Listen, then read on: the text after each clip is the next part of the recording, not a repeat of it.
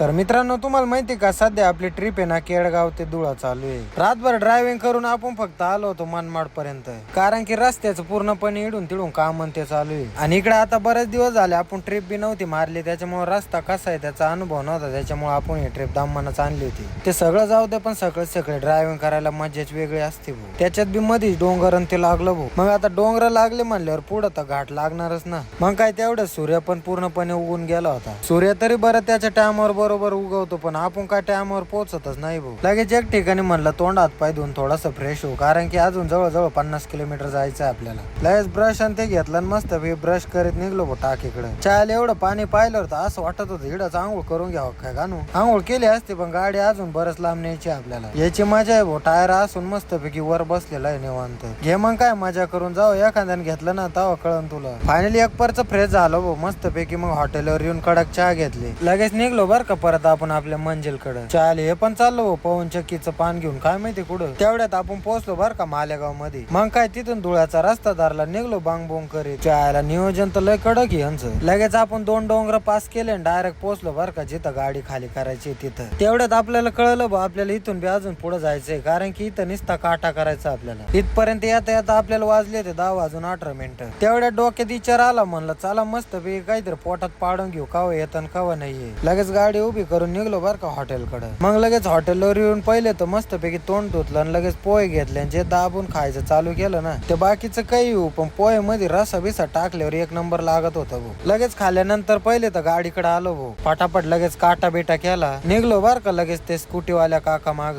चालत काका माग डायरेक्ट 3 किलोमीटर आलो. फायनली आलो भाऊ ते गोरडाम. मग आता गोरडाम तर आलो होतं, त्याच्यामुळे मस्त पैकी गाडी बी त्यांना दिली भो रिवर्स लावून. म्हणलं आता फटाफट तुम्ही पहिले ना गाडी खाली करून द्या. मग आता गाडी खाली व्हायला जवळजवळ 1.5-2 तास तरी लागणार होते, त्याच्यामुळे मस्त पैकी पंखा चालू केलं आणि गाडीतच राहिलो झोपून. फायनली 2 तासानंतर उठलो भाऊ, मस्त पैकी झोप झाली बर का. मला आतापर्यंत तर गाडी खाली झाली असन, पण इथं तर अजून बरंच बाकी खाली करायची. चायला अजून 1-1.5 तास लागन तोपर्यंत म्हणलं करू काहीतरी व्यवस्था पोटा पाण्याची तर काही व्यवस्था नाही झाली, पण जेवढं नाश्ता करलो होतं तेवढं जिरून गेलं एवढं तर फिरून आलो होतो. मग नंतर काका म्हणे तुमची गाडी 2 ठिकाणी खाली होणार, त्याच्यामुळे अर्ध तिथं खाली केलं ना अर्ध आपल्याला दुसरीकडे खाली करायचंय. मग काय परत काट्यावर आलो मस्त पैकी काटा केला. मग थोडंफार गर्दीमध्ये भटकलो, लगेच आपल्या ठेप्यावर पोहोचलो. चायला म्हणलं दुसऱ्या ठिकाणी लवकर गाडी खाली होईल, पण इथं मोकर टाइमपास चालली. मग काय 5 वाजायला राहिले होते, 18 मिनिटं बाकी. म्हणलं मग तुमचं खाली करायचं चालू द्या, मी मस्त पैकी हॉटेलवर आलो कडक चहा घेतली भाऊ. फायनली एक परची गाडी खाली झाली बर का. मोटरसायकलीला तर पाय लावताना बघितलेलं आहे, पण रिक्षाला पाय लावताना पहिल्यांदाच बघितलं भाऊ. तर मित्रांनो, व्हिडिओ आवडला असेल तर नक्की लाईक करा. भेटूया नेक्स्ट व्हिडिओ मध्ये. Bye bye.